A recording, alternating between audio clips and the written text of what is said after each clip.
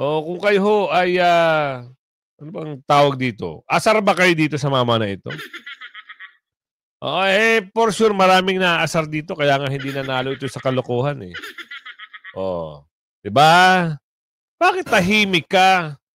Sa mga usaping flood control, bilyon-bilyong usapan, bakit masyado kang tahimik, bo?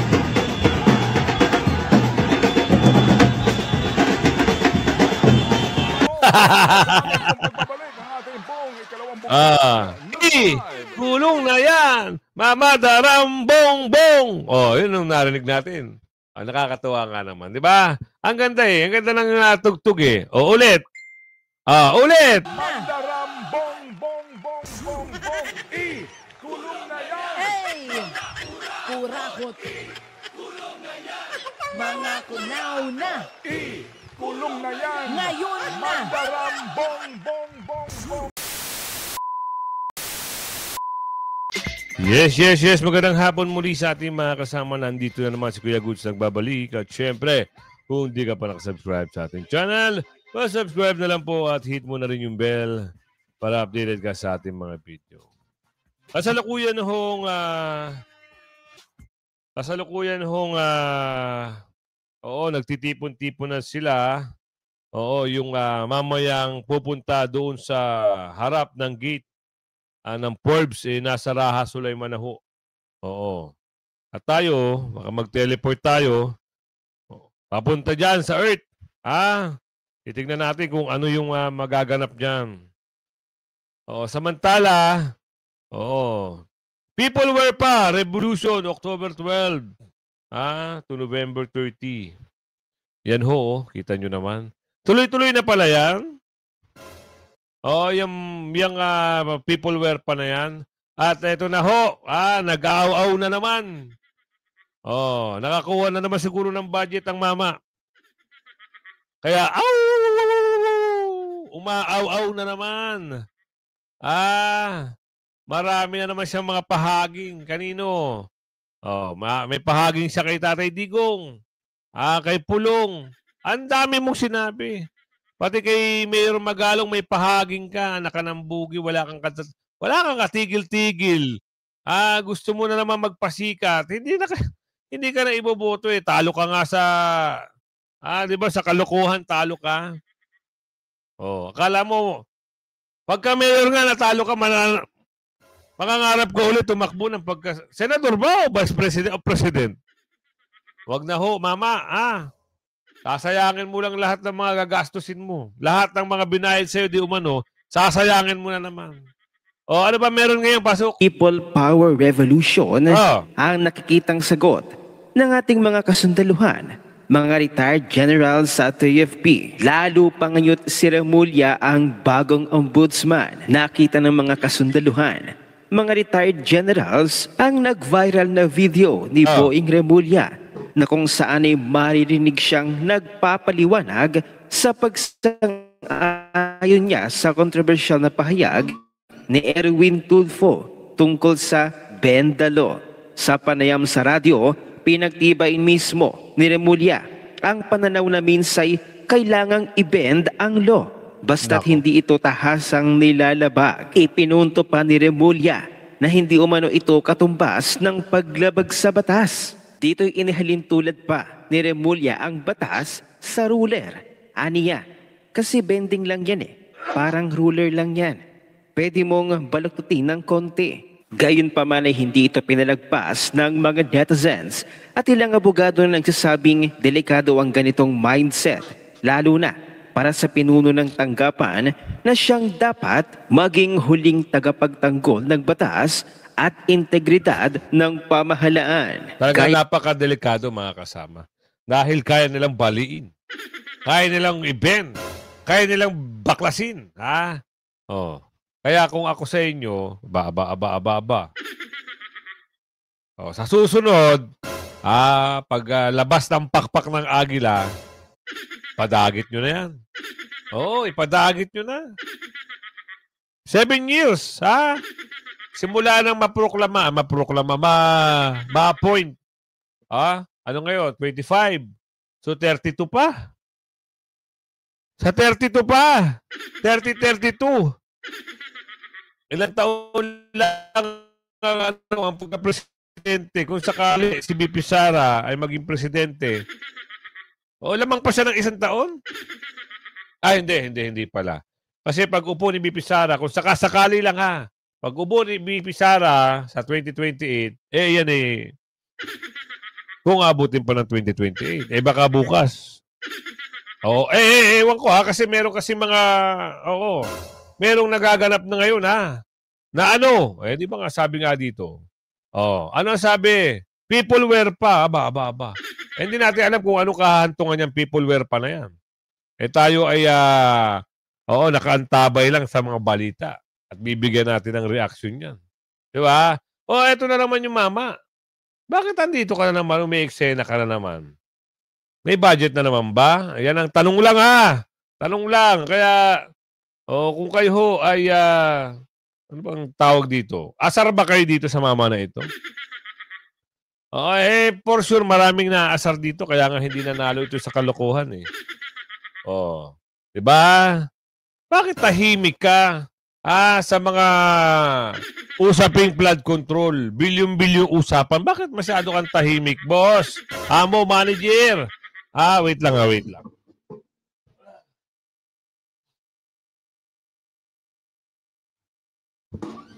Masyado kang tahimik pero pag usapin mga Duterte, pagbabati ko sa Duterte, number 1 ka, ayan ka na naman, no?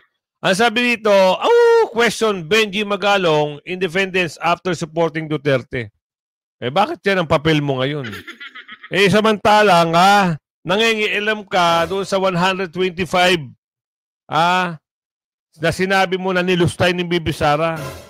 Bakit hindi ka umiiyak at hindi ka nga nagngangaw-ngaw dito sa flood control project at sa mali-malitang usapin? Andito na naman siya. Banat siya kay Magalong at kay Tatay Digong o kaya kay Bibi Sara. Alamin natin to. Yun na nga. Ang sinasabi ko rito, if you're really serious about getting to the bottom of this, tingnan nyo yung pinakang malalaki. And that is, yun kay Pulong, yung distrito niya. 51 billion. Ngayon, sobra baha doon. Tuwing umuulan, talagang baha. Yun ang unahin dapat. Kasi doon nagsimula yung sindikato. Nung naupo sila sa pwesto, tignan nyo yung sabi makapagsinungaling ang mama, no? Sabi ni Aling Ledesma, na naginip si Aling Ledesma, binaha daw ang Davao, pero mabilis lang mag-subside. Tignan daw yung flood control sa Davao. Di ba, nagkaroon lang ng resibo, sinagot na nga ng DPWH, nakalibro pa. Tapos eto na naman nagngangaw-ngaw. Ang mama, galit na galit. Gusto mga gat. Wala na naman to sa wisyo. Atake na naman. Pakawala na naman. Pinakawala naman galing ka. Saan ba galing to? Galing ng hawla. Bakit hindi ka nag-iingay doon sa mali-maleta? Alam na. Diba? Alam na this. Meron naman mga pahapyaw eh. Meron pa siya, Trillanes. Denies Duterte fainted at The Hague. Meron naman siyang ganun. Ano ba yan? Ang dami. Ayoko kasing pakinggan dahil gusto ko lang ipakita sa inyo kahit yung kapiraso lang. Kasi marami siya mga paandar. Hindi natin alam. Meron naman siya mga banat. Ano naman yan? Pasok. there. Based sa nakalap ko impormasyon, ano yun? walang nangyaring insidente na hinimatay si Digong. Yung sinasabi ni Sara na hinimatay, unconscious 3 beses, walang ganon. Mama, reported na ho yan. Yung mga nakalap mong mga impormasyon, nakahaka-haka mo lang, sabi ni Aling Ledesma. Diba? At papaniwalain mo na naman yung mga tagasunod nyo na ilang piraso. Ang mama, lumabas na naman at anong sa palagay mo, bida ka? Naku, hindi ka magiging bida. Boss, amo, manager. Dahil ang pinaniniwalaan ng taong bayan, mga Duterte, at wag mong babanggain si Mayor Magalong. Wag kang magtangka. Ang mama, palaban. Hindi nga natinag yan eh. Diba? Kaya galingan nyo. Kilala na yung Caracas nyo, mama. Kilala na. Kaya huwag kayo magmamalinis. Dahil tuwing lalabas kayo, sabi Aling Ledesma sa panaginip niya, may kalakip yan. Di ba? Bakit ayaw mo sunsunin yung baho ng mga yung mga nasasabing nagmali-malitang pera? Bakit nakatutok na naman kayo sa mga Duterte? Kasi, naglilinis kamay kayo. Meron naman kayong pagtatakpan. Totoo sa totoo, di ba? Kaya galit na galit ang batang ito eh. Batang congressman at maisog ng Cebu, nagkaisa na. Panawagan. Nako, ito. Ito na ho yung mga nakaraang araw. Kagabi ata ito, tama kagabi.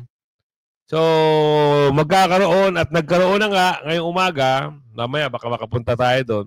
Mabilis lang na may spaceship eh. Pew! Teleport. Ano ito? Huwag nyo nang pasinin si Aso. Papasikat lang yan. Baka wala na naman siguro. Sabi na Aling Ledesma, baka wala na naman daw exposure. Kaya, nagkakahul-kahul. Dito tayo. Batang Cebu. First interview that really caught my attention, Bagyo.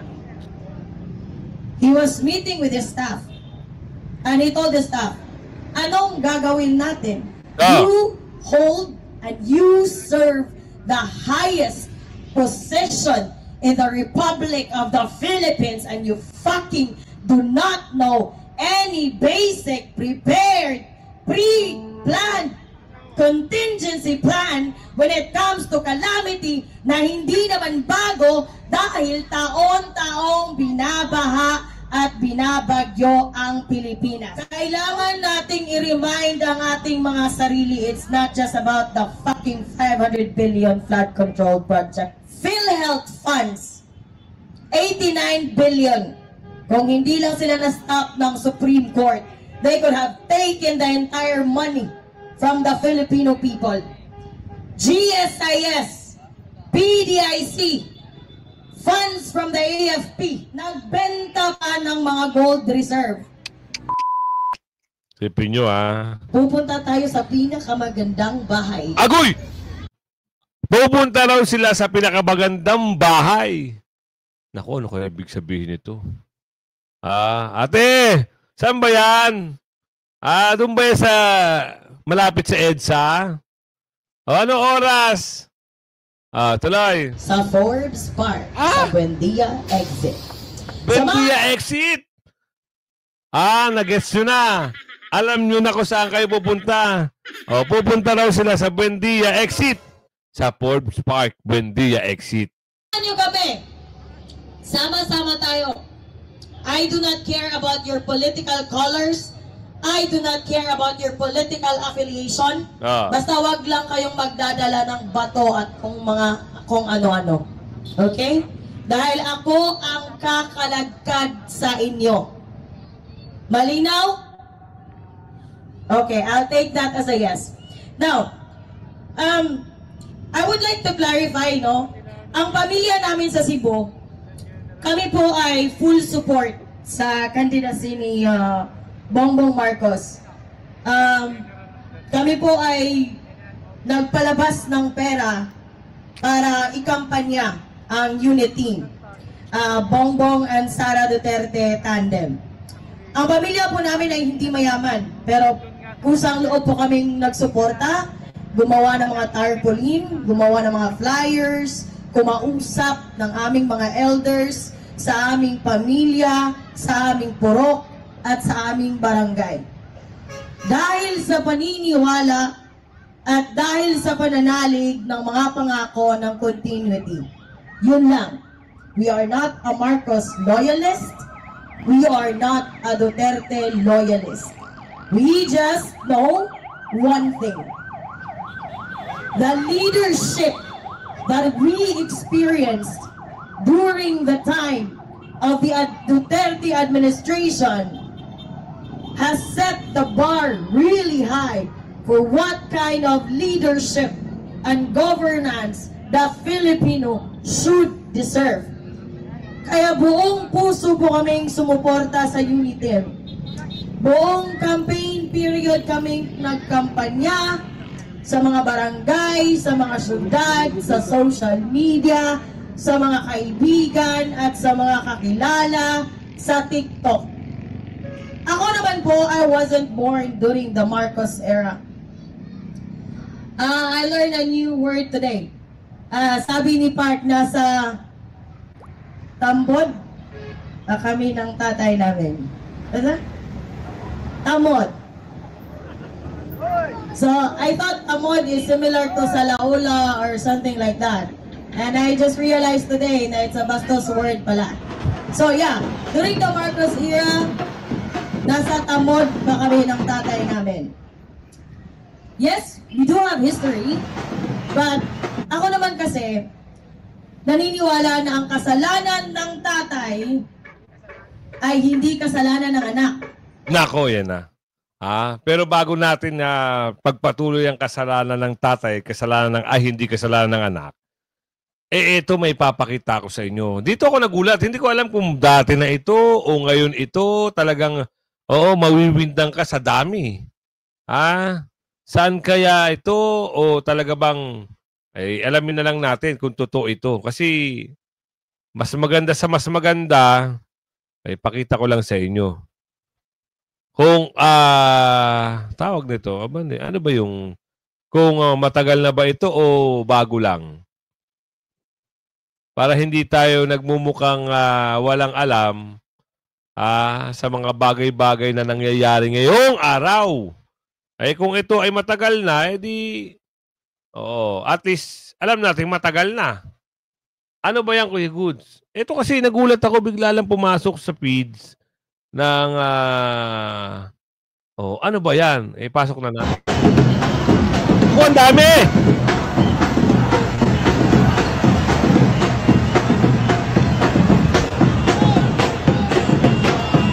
Dami, no? Puno! Ngayon kaya yan? O nung ano yan? Nakaraan?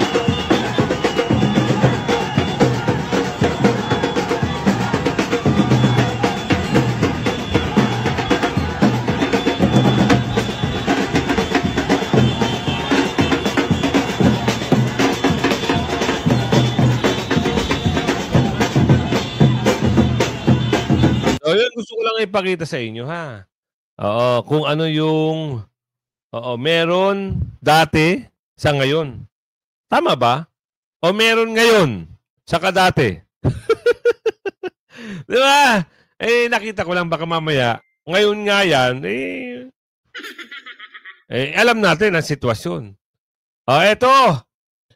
Ang batas ay parang ruler, anak ng tipaklong kayo.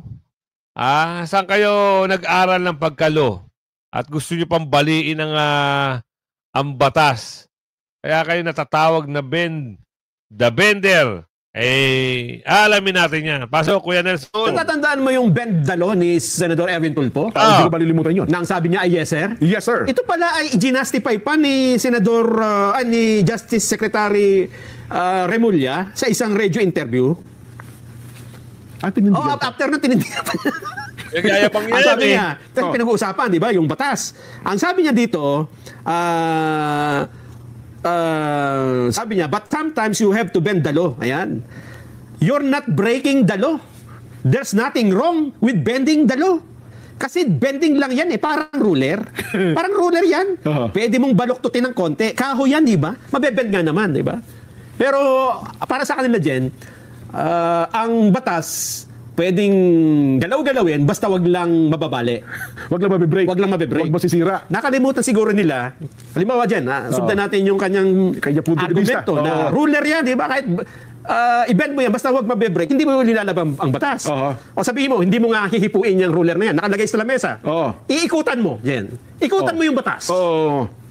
Legal ba yun o illegal? Ay, illegal yun. Hindi pwede yun. Circumventing dalawa, di ba? Sinusurcumvent mo ang batas. Kasi hindi ko hindi nabali yung ruler, hindi ka na lumabag sa batas. Kung ako po, Secretary Boy, huwag yun ang ano yan. Huwag mo na ibalik. Huwag mo nang i-push yan. uri-rating yan. Bilang isang abogado. Concentrate na lang sa ombudsman sa mga pinangako niya. No? Kasi kung nasa ombudsman po kayo at maalala. Ay, yun. Kaya huwag masyado kasi magbida-bida. Kaya nga sabi ni Aling Ledesma, saan ba nag-aral yan? Bakit parang walang alam sa batas? Naku! Oo. Hindi raw ata nakapasok pa ng Aling Ledesma naman, wag mo naman ibuko. Ito na naman si Au-Au, meron naman siyang pahayag, pero meron lang tayong gusto rito ipakita na talagang maski ito si Kated at si Idol Chacha, merong sinasabi rin. Bumaboses din. Ano yan? Wait lang ha. Wait lang ha. Meron tayong, ano sabi? Ito. Ulit.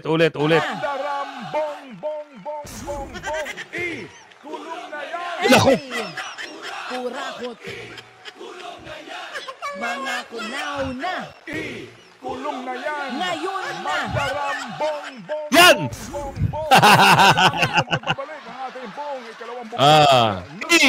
Kulong na yan! Mamadarambong-bong! Yun ang narinig natin. Nakakatuwa nga naman. Di ba? Ang ganda Ang ganda ng tugtog ulit. Ulit! Kulong na yan. Hey! Kurakot. Mga kunaw na. Kulong na yan. Ngayon na. Bong. Abangan mo sa amin kung pagbabalik ang ating pong ikalawang. Ikulong na. Kaya si Manong Chabit nagsalita rin. Ano Manong? Pasok! Solusyon po, Congress ngayon. Pinupuri si Martin Romualdez. Naniniwala ka ba? Galing po sa kanila yun Kaya, Ano po masasabi nyo? kaya nga sinabi ko na kanina, 10 beses silang palitan ng speaker. Sila pa rin.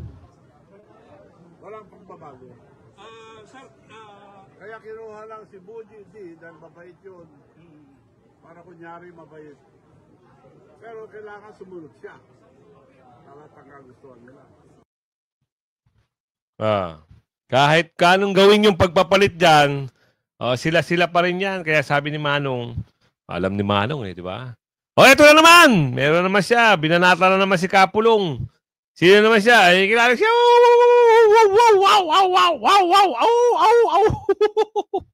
Alam nyo, ito yung mystery sa atin. I'm sure napanood mo yung video ni Pulong na yung may parang sasaksakin siya. It was so viral. Alam mo, nung nakarang eleksyon, prior to that video, ang survey ni Pulong was 80%, yung kalaban niya 20%. Lumabas yung video. Di ba ordinarily, grabe naman yon. Dapat bababa. Dapat, Pero ang nangyari, election day, 88% si Pulong. Tumaas pa. Tumaas after that video. Okay. So, makita mo, we're dealing with a cult followership dito. Hindi na wala nang gagawing mali. Kaya tayo naman, marunong tayong mangilatis ng tao. Yes, Si Pulong, tingnan mo siya, pakinggan mo siya, tingnan mo yung body of work niya. Walang ni isang bill na file ito. Tigilan mo nga kami. Ikaw, ano ba nagawa mo? Diba? Alam mo lang, mag-aw. Wala kang ibang ginawa kundi lahat ng mga batikos ay ibigay sa mga Duterte. Yan. Diyan ka magaling. Kaya wag muna kami paandaran. Manahimik ka na lang. Silipin mo na lang kung ano yung dapat silipin. Silipin mo yung yung flood control anomalies. Yun ang silipin mo. Huwag ka masyadong bida-bida ngayon. Alam mo na nga marami nag-iiyakan patungkol dyan sa flood control Babatikos ka pa, bibirahin mo pa. Nako na. Di ba sinuklian ka na ng sinampal ka na ng libro ng DPWH sa Davao? Sinampal na kayo, kaya huwag kayo magpaandar ito. Dating defense chief, nakakita na senyales na pag-usbong ng bagong people. Where pa? Naku, ayan na. Ito na talagang magandang balita dyan. Ito yung gustong-gusto malaman ng taong bayan. Ito yung mga bagay-bagay na dapat na Naniniwala ang dating kalihim ng Department of National Defense na si Norberto Gonzales na muling nararamdaman sa bansa ang diwa ng tinatawag na people power. Sa panayam ng SMNI News, sinabi ni Gonzales na dapat paghandaan ng mga Pilipino ang anumang pagbabago sa sistemang politika. Narito ang report ni Almar Persuelo. ako natutuwa at nais kong ibalita sa mga hindi pa nakakadinig. Ang people power na handyan na sa pinto ng Malacanang. Darating niya. Ito ang pahayag ni dating Defense Secretary Norberto Gonzales sa eksklusibong panayam ng SMNI News matapos tanungin mga isyong kinakaharap ng bansa sa ilalim ng Marcos Jr. Administration. Ayon kay Gonzales, nakita niya ang posibilidad ng isang panibagong pagkilos ng mamamayan tulad ng mga naganap sa kasaysayan. Mukhang darating na ulit ang isang revolusyon sa Pilipinas. Alam mo, ang revolusyon o kaya yung tinatawag nating people power, yan ang form ng ating revolusyon eh. Standard na natin ngayon na naipakita natin sa daigdig. Dumarating na yan nang walang nakakapigil. Hindi pwedeng pigilin niya kasi nagbubuhat na yan sa puso at damdamin ng ating mga kababayan. Kabilang si Gonzales sa mga Pilipinong lumahok sa makasaysayang EDSA People Power Revolution noong dekada 80 na nagpatalsik sa dating Pangulong Ferdinand Marcos Sr. noong 1986. Anya, ang mga kaganapang iyon ay patunay na kakayahan ng mamamayan na magkaisa para sa pagbabago sa mapayapang paraan. Napatunayan natin na ang Pilipino pwedeng magrevolusyon ng walang violence. Yan! Yan, napaka-importante yan. At palagay ko, iyan pa rin ang laging hinahangad ng ating kababayan na kung sakalit may gagawin tayo, walang violence, walang sakitan. Matatandang ilang mga malalaking rally na ang isinagawa at dinaluhan ng milyon-milyong mga Pilipino mula Luzon, Visayas at Mindanao kung saan nagpaabot sila ng kani-kanilang hinaing sa iba't ibang isyu ng bansa, kabilang ang usapin ng pamahalaan at korupsyon. Itong administrasyon na ito ay hindi ko alam kung bakit, anong nangyari. Bakit napakalaki ng pagnanakaw na nangyayari? No? Sumobra yung korupsyon. Sa huli, ginit ni Gonzales na mahalaga ang paghahanda at maayos na pagpaplano sakaling magkaroon ng mga pagbabago sa pamahalaan sa hinaharap. Ngayon, ingatan natin. Samantalahin natin na kung magkakaroon tayo ng people power, magkakaroon ng tunay na pagbabago, ay ayusin natin. Paghandaan natin. Huwag yung, ang pinaghahandaan lang natin ay marami tayo sa kalsada. Dapat may mga nag-iisip na, ay kung manalo tayo, paano? Anong klaseng electoral system ang dararapat natin gawin? Ano mga new policies para sa darating at susunod na gobyerno ang ating pinag-iisipan? Dapat may grupo na nagpaplano niyan. Dapat nga. Kung sakali man na mangyari ang dapat mangyari, sino? Sino ang magsasaayos? Ano naman to posibleng kasuhan? Palasyo pinag-aaralan ng posibleng kaso sa mga nananawagan ng ano naman to? Grabe na naman. Ayan na naman sila. Oo, sino ba kakasuhan nyo? Wala naman nananawagan. Di ba? Yan. Kaya sila nagsasalita, sila ho ay parte ng bansang Pilipinas. Sila ho ay isang mamamayan at sila ay may karapatang magboses. Tayo ay democratic country, kaya pwede sila magpahayag kung ano ang kanilang kagustuhan. Kung kayo ho, ay pipigilan nyo, aba. Alamin natin dito sa kwento nila. Pinag-aaralan pa ng Malacanang kung kinakailangang sampahan ng kasong inciting to sedition o treason ang ilang retiradong opisyal ng Armed Forces of the Philippines na umano'y nananawagan ng pagtalas ng suporta kay Pangulong Ferdinand Marcos Jr. Kasunod ito ng ulat hinggil sa panawagang withdrawal of support mula sa ilang sektor ng AFP sa gitna ng issue ng flood control projects anomaly. Ayon sa palasyo, sisiyasatin muna nila ang nang mabuti ang pangyayari bago magpasya kung may dapat managot. Tigilan nyo kami, ang dami yung drama. Oo, baka natatakot na kayo. Dahil marami hong nananawagan, maski yung dating Defense Secretary. Tama ba, Defense Secretary? Oo, dating Defense Chief pala, sorry. Nananawagan na. Ng ano? Kanina, kasasabi lang eh. Diba? Meron nga tayo nakita sa video. Ang dami nila. Hindi ko lang alam kung ngayon yun o matagal na. Pero, ang sabi ko, madami sila. Ano sa palagay nyo mga kasama? Kaya, type nyo sa comment section. Ano ba ang naiisip at nararamdaman nyo ngayon? Wait lang. Oo, galit ba ang nararamdaman nyo? Oo. Galit din ba ang nararamdaman nyo sa nangyayari ngayon sa ating bansa? Ay marami ho talagang galit. Oo, ang kanilang kinagagalit yung pagkabaha-baha, pagkabenta ng reserve gold, at yung mga pangdudurobo sa kaban ng bayan. Yan ang kinaiinis ng taong bayan eh. Sana yung pera na binabayad ng taong bayan o yung taxpayer, mapakinabangan man lang sana ng bawat Pilipino yung kanilang ibinabayad sa kanilang pinaghihirapan sa kanilang mga trabaho. Hindi ilang piraso, ilang tao ang nakikinabang sa mali-malitang pera na yan. Mga, naku. Kung pwede lang magmura mumurahin na kayo ni Aling Ledesma Sipin mo ang sarap nyo tanggalan ng ngipin. Diba? Ultimo yung buhok nyo sa ilong, sarap pagbubunot-bunutin yan Dahil galit na pag mag-i-speech kayo, yung bibig nyo, tatabingi. Wala naman kayo masyadong... Ano ba naitulong sa gobyerno? Sige nga, kayong mga nakaupo kayo, kung hindi lang kayo bumatikos at bumira sa mga Duterte, yan lang ang nagawa nyo.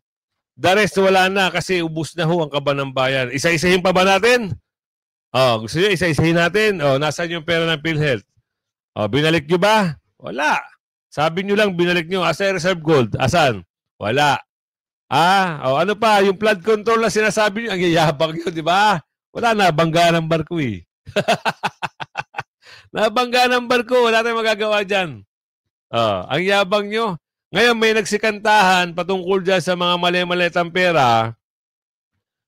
Taki pa na tayo, ganun ba yun? Ang gagaling nyo. Lokohin yung mga... Ako umabot ka sa video na ito. Hanggang sa muli Like, share. Bye-bye!